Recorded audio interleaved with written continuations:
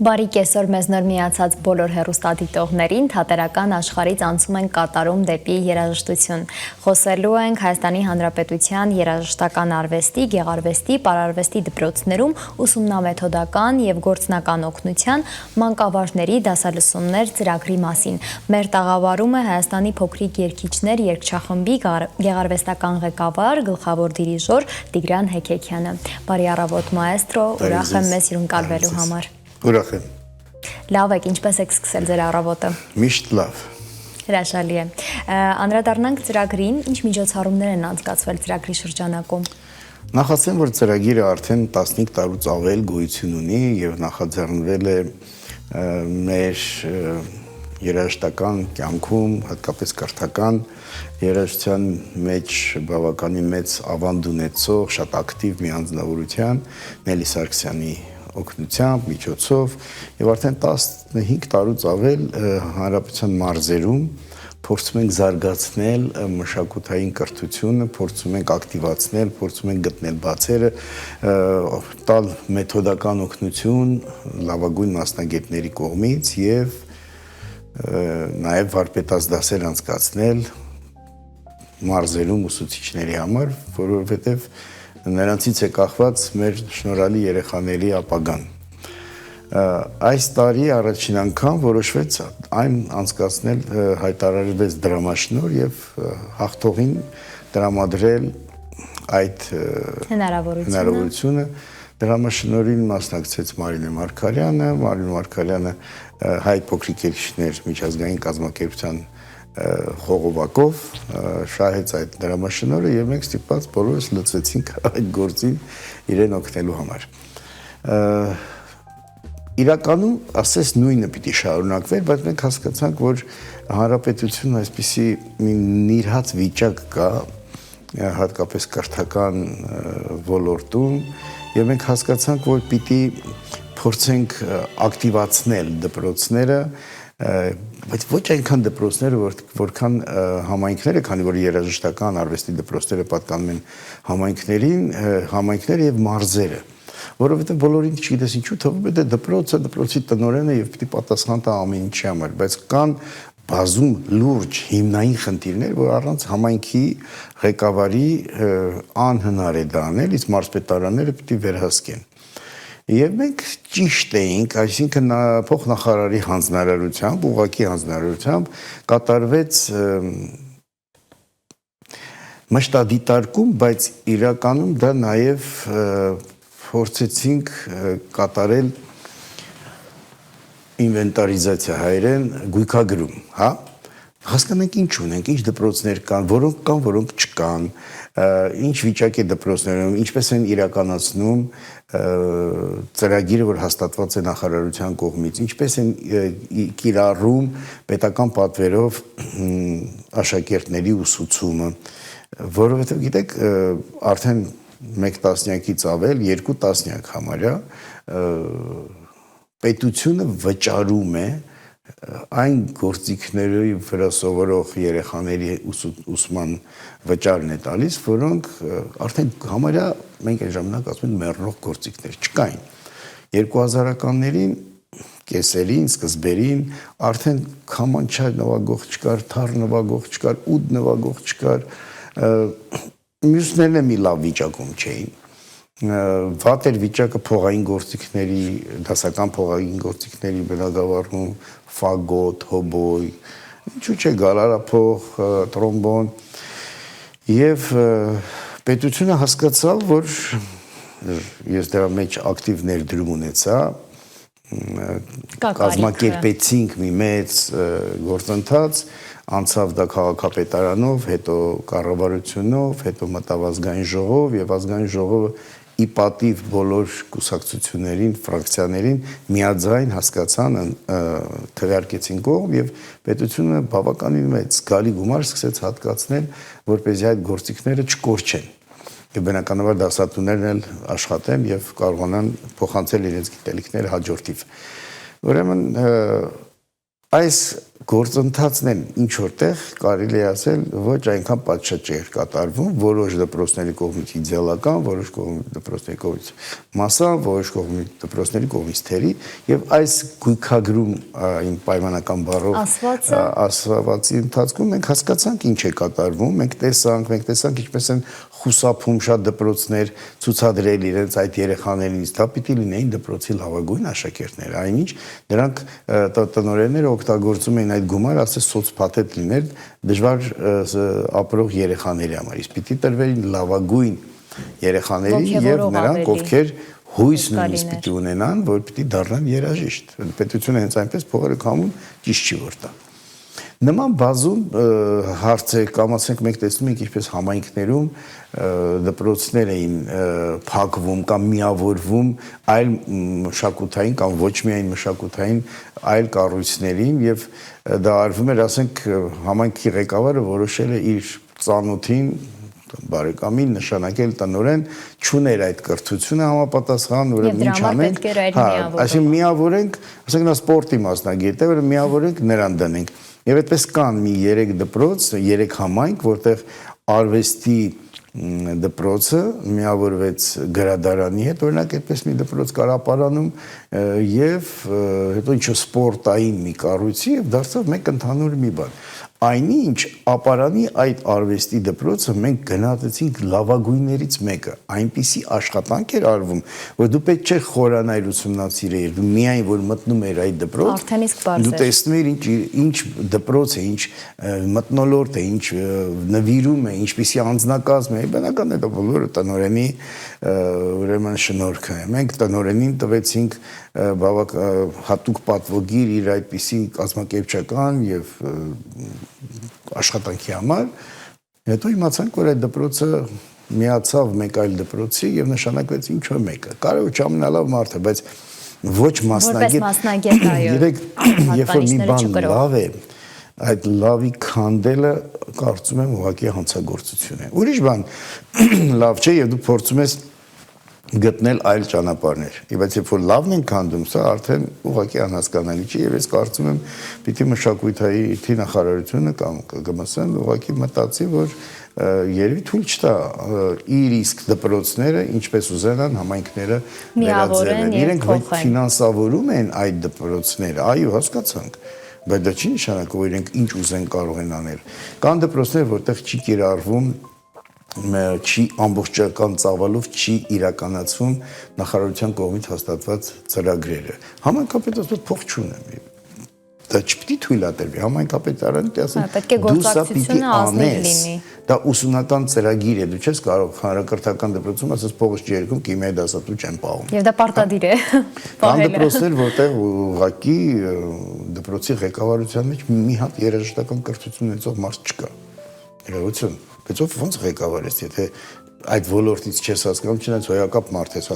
չենք խոսում, հա, մարդկային հատկանիշ։ Հա, մասնագիտական միայն։ Նման բացահայտումներ արվեցին, բայց սա եղած ծրագրի շրջանակներում ավանդաբար ինչ որ եւ եղել է։ Իսկ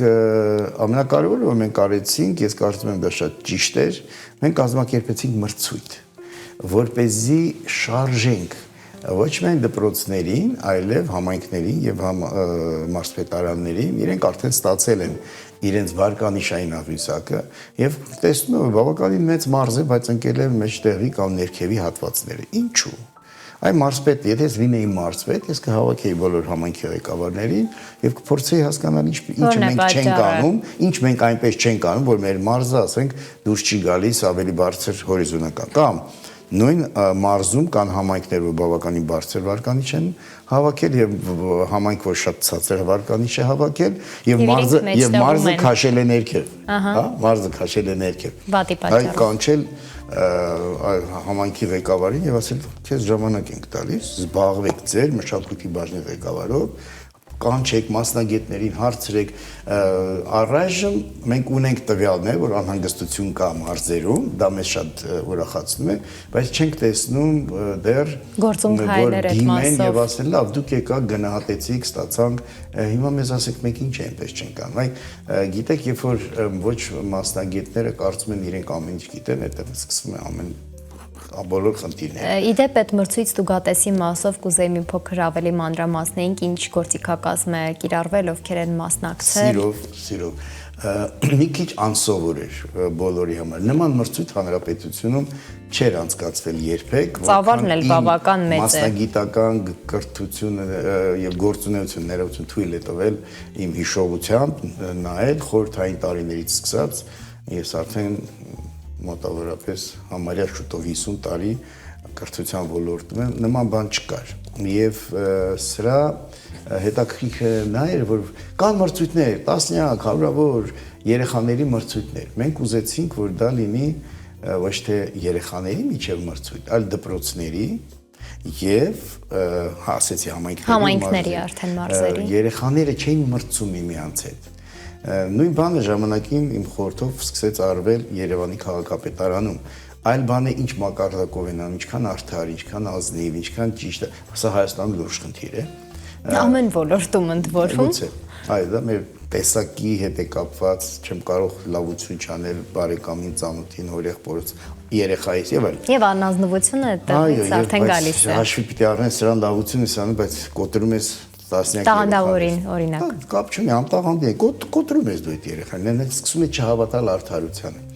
Ինչևէ, արեցինք այդպիսի մրցույթ, որտեղ երեխաների դպրոցների բոլորին լսել հնարավոր չէր, որ երաժշտական մշակութային կրթության 10% երեխաներին էինք լսում, որից կերպարվեստ, պարարվեստ, թատերարվեստ այնտեղ 10%-ներ, իսկ երաժշտական ոլորտում 5%-ը լավագույն երեխաների, այսինքն եթե մենք հասկանում ենք ինչ է կատարվում լավագույնների մեջ, արդեն կարելի պատկերացնել։ Բարձր ընդհանուր պատկերն ինչպիսին է։ Եվ այդ երեխաները իրենց 5%-ով ստանում էին ոչ թե 7-րդ դասարանցի երկրորդի հետ էր մրցում, չէ՞, կարողանան հոյակապ երկրորդ դասարանցի ունեն, մենք նշանակում էինք նիշ այդ երկրորդ դասարանցու համար, որտեղ բոլորը մանկավարժ էին, իրենք շատ լավ գիտեն ուսումնական ծրագիրը, ինչպես պետք է իրականացնել, ինչ կա Երևանում, թեկուզ կամ այն ուսումնական հաստատությունները, որոնք գիտեն, եւ տեսնում են չափանիշին համապատասխանում է եւ դնում են երկրորդ դասարանում գցում կարող է փոքրիկ մի շատ շնորհալի կատարում է բարձր նիշ, իսկ կարող է 7-րդ դասարանցի, որ հասել է 7, գուցե ավելի բարդ գործ է նվագում, բայց 7-ի համար իրեն համապատասխան նիշն էին դնում։ Բոլոր նիշերը գումարվում էին համակարգչով ծրագրով իրար եւ բաժանվում են աշակերտների քանակին, ստանում են միջինացված գնահատական։ Եւ այդպես բոլորի միջինացված գնահատականներն էինք համեմատում։ Եվ այստեղ էլ չկար խնդիր, բայց ինչպես է փոքր դպրոցը մրցում մեծ դպրոցի հետ, որովհետեւ փոքր դպրոցի 5% ավելի քիչ է, իսկ մեծ դպրոցում դե ավելի շատ ունենաց այդ շնորհալի երեխաներին։ Այսինքն տոկոսային հարաբերությունով էր ամեն ինչ։ Եվ մենք մշակույթի նախարարության մեր պատրաստած զեկույցում էլ հիմնականում թվեր ասում ենք, բայց ասում ենք այսքան տոկոս, այնքան տոկոս։ Օրինակ ես մի տոկոս, քանի որ դեռ նախարարությանը չենք ներկայացրել, չնայած համայնքներին ուղարկել ենք մարզպետարաններին, բայց ուզում եմ ասել մի տվյալ, օրինակ հավասարաչափ չի բաշխված, սա չկար ծրագրի շրջանակներում պահանջված չէ, բայց մենք մեր նախաձեռնությամբ արեցինք հանրակրթական դպրոցի սովորող երեխաների քանի տոկոսն է ստանում տվյալ մարզում մշակութային կրթություն։ Եվ տեսանք, որ ամենամեծ տոկոսը Արագածոտնի, ներողություն, Գեղարքունիքի եւ Սյունիքի մարզն է։ Այսինքն Սյունիքի մարզում ավելի մեծ տոկոս են, չէ, կապ չի որ մեծ են։ Կա ավելի մեծ մարզ, օրինակ Կոտայքի մարզը շատ ավելի մեծ է, այնքան աշակերտ, որքան Կոտայքի մարզում է, բավականին շատ են, բայց բնակչության համեմատ ենք, այսինքն աշակերտների հանրակրթական դպրոցում սովորող աշակերտների համեմատ ենք նայում, թե որքան տոկոսն է ստանում կրթություն։ Եվ սա էլ է մտահոգելու առիթ։ Օրինակ պետությունը կարող է ասել ներողություն, այս մարզը ամենավերջի տեղում է, ինչի սրանք ասենք թե 11% հաճախում են մշակութային կրթություն են ստանում, իսկ ձեզ մոտ ընդամենը 7։ Սա մեծ թիվ է, 1%-ի տարբերությունն է։ Այս սկզբունքով լսում ենք երեխաների, հիանում ենք, որ մեր որքան տևեց այդ աշխատանքները, որտեղ բավական լայնածավալ են եղել։ Լսել ենք 5300 մոտավորապես երեխա, այցելել ենք 200 դպրոց առաջին 1 ամիս 15 օրում։ Եվ հետո երկրորդ փուլում նույնպես արդեն մենք գնում ենք, չեմ ուզում ասել քանի դպրոց, ավելի քիչ բնականաբար, բայց արդեն մարզկենտրոն էինք միայն գնում։ Առաջի փուլի ժամանակ մենք գնացել ենք Ճամբարակից մինչև Ագարակ, Մեղրի, կամ ասենք Արարատի ամենավերջին գյուղերից մինչև Տաշիր, հյուսիս հարավ, ինչ կար։ Մտնում ենք փոքր գյուղեր, փոքր դպրոցներ, ամաչում ենք, որ կան դեռ այդպիսի տարածքներ, որոնք փորձում են դպրոց անվանվել, եւ հիանում ենք, որ կան հոյակապ վերանորոգված դպրոցներ, եւ հարցնում էի ով է հեղինակը, կային, որ դրամաշնորհներ էին ստացել, արտերկրից էին օգնել, մեր սփյուռքահայերը մշակույթի ԿԳՄՍ նախարարությունն է, պետությունն է արել, բայց կային, որ համայնքապետերը, մենք չարեցինք այս անգամ, չգտանք ճիշտ, բայց մենք կուզեինք նշել եւ գուցե հետագայում կնշենք, թե որ համայնքապետերն են, որ այսքան մտահոգ են իրենց կրթությամբ, ոչ միայն մշակութային, ոչ միայն երաժշտական դպրոց։ Նման ձևով մենք տեսանք ինչպիսի վիճակում է իրենց հանրակրթական դպրոցը, մենք տեսանք փողոցները, փոքրիկ քաղաքը ինչպիսին է, այ համայնքապետ է։ Ես կուզեի այդ համայնքում ապրել։ Եվ կա համայնքապետարան, որ մտածում ես փակ ես, որտեղ ամոթ է, փակես չտեսնելու իմաստով փակես։ Այսինքն մրցույթը բավականին ծանր բան էր, մենք գիտեինք, բայց չենք սպասում այսքան, որտեղ ժամանակը քիչ է։ Եթե մենք դա կարողանանք անել 2-3 ամսում, շատ ավելի հանգիստ կլիներ եւ մեր մասնագետները թիմը այդ ես ինչպես ասում եմ, հարցակվող թիվը, այդ հիմնական թիմը, որ մեծ այդ առաջին էտապում, առաջին շրջանում եկավ, դրանք իսկապես անձնվեր մարդիկ են, նվիրված, նվիրյալներ, եւ ես ուզում եմ իրենց անուն այսօր տա, նրանց մեջ բոլորը շատ վաստակաշատ են անում, կոչում չեմ տալիս, ասում եմ ուղղակի Տիգրան Տողրամաջան, Ծովինար Հովանեսյան, Արմինե Պողոսյան, Էդվարդ Դիլանյան, մեր նկարիչը Դավիթ Դավթյանը, մեր շատ սիրելի Անին կրկու ազգանում մոռացա այնքան Մանիջան ասել, որ Անի ազգանը մոռացա։ Շատ լավ։ Անիջանը։ Անիջանը։ Եվ միթե մարդ եմ մոռացել։ Դե թիմը մեծ է եղել բավական գործունեության բնույթն էլ բոլորս միասին շատ համառ հետևող 18 ժամով աշխատում էինք։ Դա թվում է անհնար։ Եվ ես կարծում եի մի շրջան կհասնի մի շաբաթ, երկու շաբաթ հետո կասեն այլևս կներեք։ Հոգնեցինք, էլ չենք կարող սպառվեցինք։ Նվիրումով, մանկական ոգեշնչվածության, որտեղ իրենք տեսնում են, թե ինչքան էին սպասում։ Այդ սպասելիքների մասով էլ ես կուզեի խոսեինք երեխաների սպասելիքները, իրենց ծնողների տրամադրվածությունը ինչպիսին էր մրցույթին, ծրագրին։ Ծնողները չեմ կարող ասել, գալիս էին, լսում էին, դե երեխաները ոգևորությունը կար ամեն դեպքում, բայց դպրոցները մեծ ոգևորվածությամբ։ Երբեմն մտնում ենք դպրոց այնպիսի մի ընդունելության ենք արժանանում դիմավորելու, որ անհարմար է իսկ ոնց մար եկել ենք, չէ, իրենք ասում էին, որ շատ դպրոցներում ասում եմ, ես վաղուց մոռացել էին, մենք չենք իմանում, մենք ինչ ենք անում, ում հետ ենք շփվում եւ չգիտեմ, ուրախանում եմ, մանավանդ հերրու այդ գյուղերը, որտեղ փոքր դպրոցներ են եւ իրենք տեսնում են ուշադրություն իրենց հանդեպ։ Եվ մեծ դպրոցները նույն ձևով բոլորը շատ սիրով իհարկե եղան որոշ թերություններ, բայց թերությունները ոչ թե որովհետեւ ճիշտ չեն կազմակերպել, այլ որովհետեւ ռեսուրս չկար այդքան։ Սա բավականին թանկ միջոցառում է եւ նախարարությունը զգալի գումար էր հատկացել, բայց հավատացեք, օրինակ այդ գումարով երկրորդ անգամ նման գործընթաց անելը ուղղակի անմտություն է, որովհետեւ ամեն ինչ պիտի ունենա իր գինը։ Մենք չենք ասում ինչ որ, չգիտեմ, ինչեր լինեն, բայց տարական բաներ են հարկավոր։ Դե իհարկե նախարարությունը ոգևորվել էր այս մրցույթով, բայց չէր նախատեսել դրա համար գումար։ Մենք դա արեցինք համարյա էնտուզիազմով եւ պիտի լիներ բնականաբար մրցանակային ֆոնդ, չէ՞։ Եվ այդ մրցանակային ֆոնդի գումարը հատկացրել էր Բոստոնի Ամարած երաժշտական միություն, որ արդեն տասնյակ տարիներ կազմակերպում է մշակութային միջոցառումներ, ծրագրեր Միացյալ Նահանգներում եւ ֆոնդի ղեկավարը Արաքս Դավթյանը մեզ համար շատ սիրելի Հովանես Բադալյանի, մեր երգչի, ազգային ժողովրդական երգչի, եղբոր դուստերն է, շատ նվիրված մի անձնավորություն իր թիմի հետ, այնպես որ նա մենակ է, նա էլ լավ թիմ ունի, իրեն նվիրված հայ կանայք, հիմնականում տղամարդիկ, որոնք նույնպես հասկանում են արվեստի կարևորությունը, հա։ Նաև վերջում մեզ նեղն էինք ընկել, որտեղ նկարահանման խնդիր ունեինք, այսպես ոտքի վրա ասացի պարոն Կիրքորին, որի հետ մենք ստեղծել ենք մշակութային մի միություն, հայ միջազգային արվեստի եւ մշակույթի նորաստեղծ մի միություն նոր է գրանցվել եւ կարծում եմ մեծ գործեր պիտի անի այդ կազմակերպությունը։ Այդ պարոն Կիրքորը բանում է, առանցքում է այդ կառույցի նախագահն է եւ հենց իմացավ, ասես չեմ թողնի որ նեղվեք, ուղղակի իր գրպանից տվեց գումար, որ գոնե նկարահանում լինի մնա պատմության համար։ Ինչ վերաբերում է մրցույթի, մի բան եմ ուզում ասել, որ նախ ովքեր են, դուք ինձ հարցրեցիք ովքեր են ժյուրիի մեջ, 40 երաժիշտ մասնակցել է 8 հոգին դա այն սկիզբն էր իհարկե երբ որ ինչ-որ մեկը չէր կարողանում հիվանդանում էր կամ դաս ուներ չէր կարողանում գալ մեզ գալիս էին օգնության ինչպես ասում են մեր շտապ օգնությունները եղել է Մերի Մարգարյանը օգնել է Սյուզին Երիցյան Տիկին Նորան որը մեր կարկառուն ջութակի մասնագետն է զանգարում ենք հարց չկա առավոտյան ժամը 8-ին կանգնած կամ 7-ից քեզ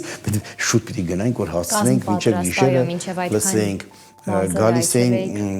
օգնության այո ունեցել ենք նաև կողքից թիմ որ մեզ օգնել մեր Աննան կանոնահարուին որ Ծովինար Հովանեսյանի աշակերտուհին է շատ պատկառելի եւ պարկեշտ անձնավորություն չկար վատ մարդ մեր թիմ, այդ պիտի ճանապարհ գնաս, չէ՞ որ հասկանաս։ Երկար ճանապարհ էին գնում, դժվարություններ էին կանցնում։ Ես ասում եմ Փառք Տիրոջը, որ այս միջոցառումը ինձ ավելի ծանոթացրեց այդ մարդկանց հետ։ Եվ Անին մեր պարուսույցը, այսինքն մենք անում ենք անհնարինը։ Եվ այդ մրցույթից հետո երկրորդ փուլում մենք որոշեցինք ինչ-որ չափով թարմացնել ժյուրի կազմը։ Եկավ Վահանը մեր դուդուկի մասնագետը միացավ երկրորդ փուլին անունները վախենում եմ չհասնել 40 հոգու անուն պիտի տամ լավագույն ուժերը ինձ նույնիսկ մի անգամ եղավ ինչ եք այդքան բարձր բռնել ձեր նշաձողը երեխաներ են դպրոցի ասացի չէ իմ կողքին չի կարող լինի միջակ այսինքն եթե դու Վահանի մասին հարց ունես Վահանը դուդուկահար դուդուկ նվագող Վահան որոշ ձեռքերը բարձրացնում է ընդունելի է Գևորգ Դաբաղյանի սանն է եղել երրորդ փուլում արդեն մենք ունեցանք մեկ այլ տեսակի ժյուրի դրանք մեր եթե ժողովրդիկներում վերցնենք մեր ժողովրդական գործիքների տարբեր խմբերի ղեկավարներն են Աշոտը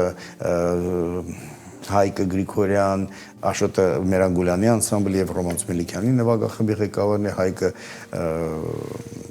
Թաթուլաթունյանի Պարի պետական երկի Պարի անսամբլի Լարային գործիքների երկարամյա ղեկավարն է այսինքն այս մակարդակով լավագույն սանտուարը ներգրավվեց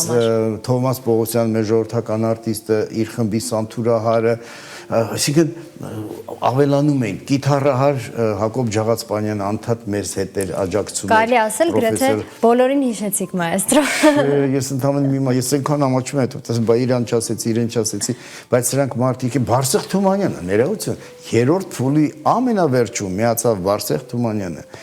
մեր հայտնի ժողովրդական արտիստ մեր Սվետլանա Նավասարդյանը դաշնակահար Ծովինար Հովանեսյանը